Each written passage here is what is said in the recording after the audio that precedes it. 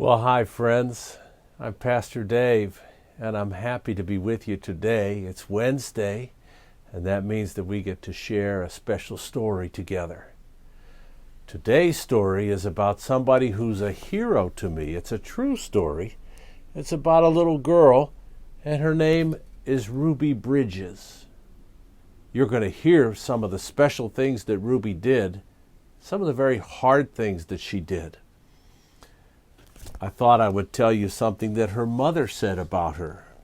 Ruby's mother said, "Our Ruby taught us all a lot.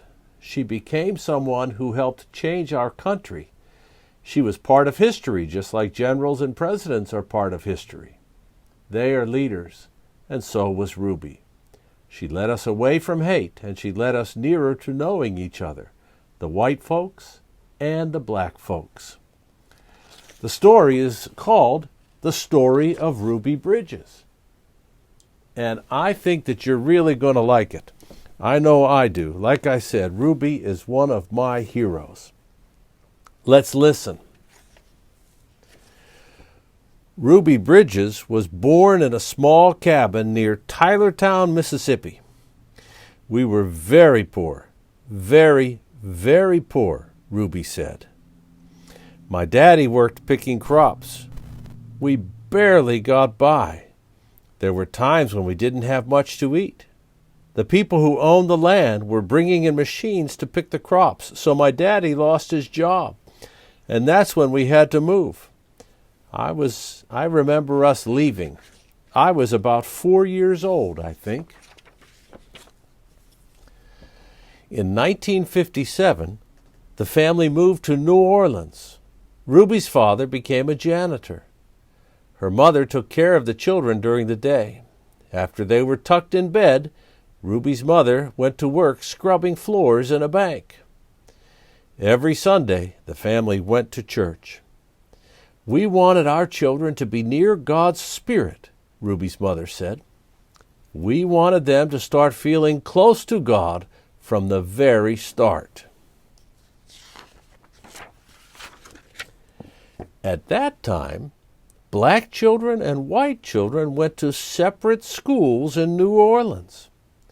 The black children were not able to receive the same education as the white children. It wasn't fair, and it was against the nation's law.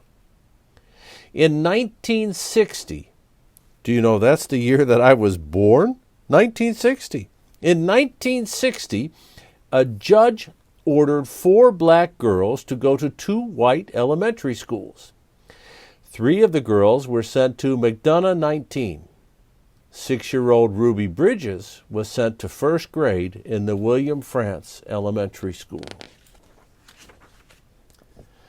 Ruby's parents were proud that their daughter had been chosen to take part in an important event in American history. They went to church.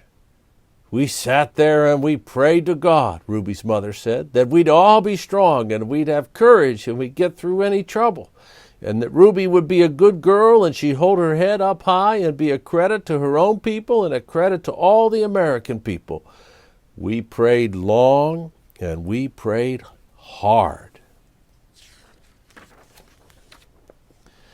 On Ruby's first day, a large crowd of angry white people gathered outside the Frantz Elementary School. The people carried signs that said they didn't want black children in a white school. People called Ruby names. Some wanted to hurt her. The city and state police did not help Ruby. The President of the United States ordered federal marshals to walk Ruby into the school building. The marshals carried guns. Every day for weeks that turned into months, Ruby experienced that kind of school day. She walked to the Frantz school surrounded by marshals, wearing a clean dress and a bow in her hair and carrying her lunch pail. Ruby walked slowly for the first few blocks. As Ruby approached the school, she saw a crowd of people marching up and down the street. Men and women and children shouted at her. They pushed towards her. The marshals kept them from Ruby by threatening to arrest them. Ruby would hurry through the crowd and not say a word. The white people in the neighborhood would not send their children to school. When Ruby got inside the building, she was all alone except for her teacher, Mrs. Henry. There were no other children to keep Ruby company, to play with, to learn with, to eat lunch with. But every day Ruby went into the classroom with a big smile on her face, ready to get down to the business of learning. She was polite and she worked well at her desk, Mrs. Henry said. She enjoyed her time there. She didn't seem nervous or anxious or irritable or scared. She seemed as normal and relaxed as any child I've ever taught. So Ruby began learning how to read and write in an empty classroom, an empty building.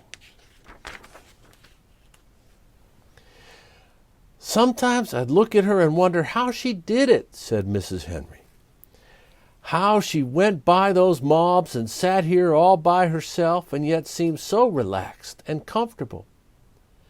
Mrs. Henry would question Ruby in order to find out if the girl was really nervous and afraid, even though she seemed so calm and confident. But Ruby kept saying she was doing fine. The teacher decided to wait and see if Ruby would keep on being so relaxed and hopeful, or if she'd eventually begin to wear down, or even decide that she no longer wanted to go to school. Then one morning something happened. Mrs. Henry stood by a window in her classroom as she usually did, watching Ruby walk toward the school.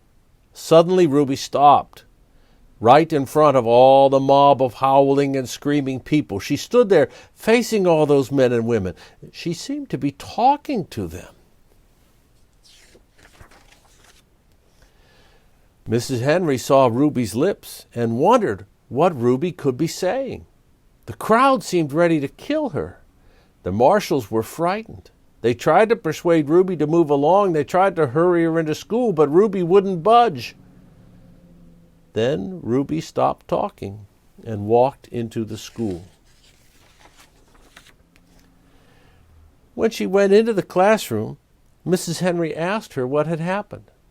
Mrs. Henry told Ruby that she'd been watching and that she was surprised when Ruby stopped and talked with the people in the mob. Ruby became irritated.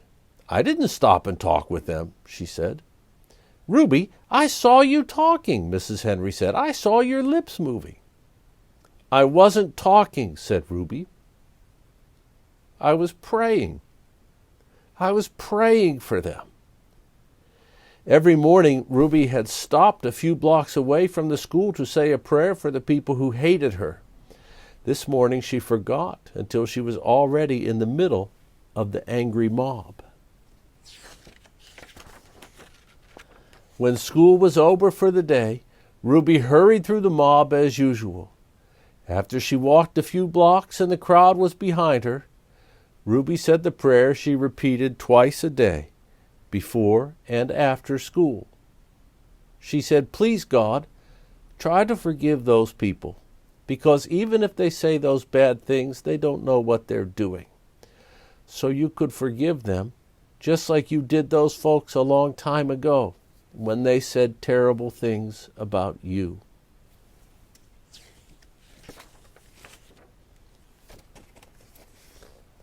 Later that year, 2 white boys joined Ruby at the France Elementary School. Their parents were tired of seeing the boys get into mischief around the house when they could have been in school and learning. The mob became very angry when the first white students went back to school, but those boys were soon joined by other children. "We've been sitting back and letting our children get cheated out of an education because some people have tried to take the law into their own hands," one parent said. "It's time for us to fight for the side of law and for our children's right to go to a school and get their education." Well, they all did get their education. Ruby and a growing number of boys and girls who went to school with her. By the time Ruby was in the 2nd grade, the mobs had given up their struggle to scare Ruby and defeat the federal judges. Order that the New Orleans schools be desegregated so that children of all races could be in the same classroom. Year after year, Ruby went to the Fran School. She graduated from it and then went on to graduate from high school. Ruby Bridges is married to a building contractor and has 4 sons. Now she's a successful businesswoman, and she's created the Ruby Bridges Educational Foundation, which focuses on education, community, and the future of the children. Ruby is once again stepping to the forefront and embracing opportunity to make history by contributing to the challenge that our nation is facing. And this is a picture of how Miss Ruby Bridges looks now. This is a picture of how she looked when she was a little girl. It's not so long ago. That's the story of Ruby Bridges. Parts of it make me want to cry because little girls shouldn't have grown-ups yelling at them and being mean to them. But part of them makes me feel very proud of people like Ruby, people who can choose to behave better. I hope this story gets you thinking. I'd like to invite you to talk to the people you love about what their stories are like. And I hope you can work to change the world and to change our country too. I'm Pastor Dave, and I'll see you next time. Goodbye now.